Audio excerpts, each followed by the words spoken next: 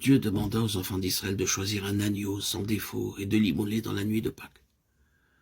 Le Seigneur Jésus-Christ mourut le jour de Pâques.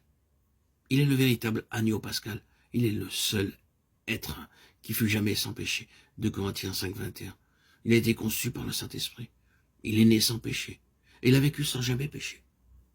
Il pouvait déclarer avec assurance « Qui de vous me convaincra de péché ?» Jean 8, 46.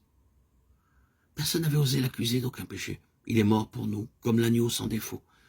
Il voulait signifier par cela que quelqu'un sans péché devait endurer le châtiment à cause des péchés des hommes, sans quoi leur péché ne pouvait pas être enlevé. C'est par la foi en ces choses qu'ils firent l'aspersion du sang sur le linteau et sur les poteaux de leur maison.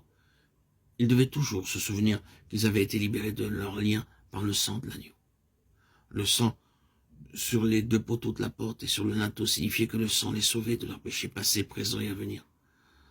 Ensuite, ils franchirent triomphalement la mer Rouge en marchant sur un terrain sec.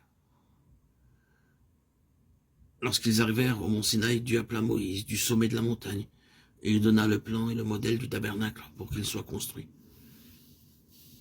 C'est alors que Dieu dit « Ils me feront un sanctuaire et j'habiterai au milieu d'eux ». Jusqu'alors, les enfants d'Israël avaient vu la nuée aller au-devant d'eux et les suivre, mais Dieu ne vit pas au milieu d'eux, car il n'avait pas trouvé une demeure au milieu d'eux. Dieu voulait une maison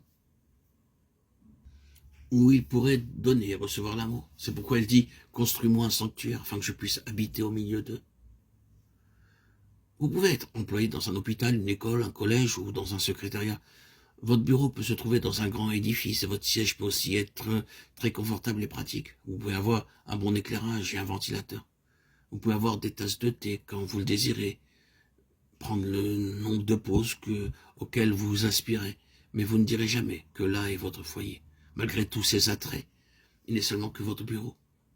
Et dès que sonne l'heure de votre départ, vous dites « je rentre chez moi ».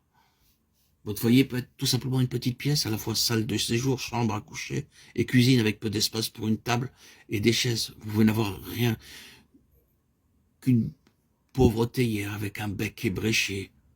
Mais vous appellerez ce lieu votre foyer, parce que votre femme, vos enfants, ou que votre père et votre mère s'y trouvent. L'amour donné et l'amour reçu font d'un foyer un lieu très doux. Dieu est amour, et il nous aime. Il veut aussi être aimé de nous. C'est dans ce sens que Dieu désire que nous lui fassions une habitation. La difficulté, c'est que, bien que Dieu nous aime, nous ne savons pas comment recevoir son amour et comment l'aimer en retour. Il y a beaucoup d'enfants qui aiment leurs parents uniquement à cause de l'argent et de toutes les bonnes choses qu'ils reçoivent d'eux. De la même façon, beaucoup ne vont vers Dieu que pour en retirer un bénéfice terrestre. Lorsqu'ils sont dans les difficultés, dans l'affliction, dans la peine, ils prient beaucoup. Mais quand leurs problèmes sont résolus, ils ne prient plus. Ce n'est qu'en priant que nous jouissons de la communion avec Dieu, sinon Dieu ne pourra pas déverser son amour sur nous. Dieu a besoin d'une habitation dans laquelle il pourra avoir de la communion avec son peuple.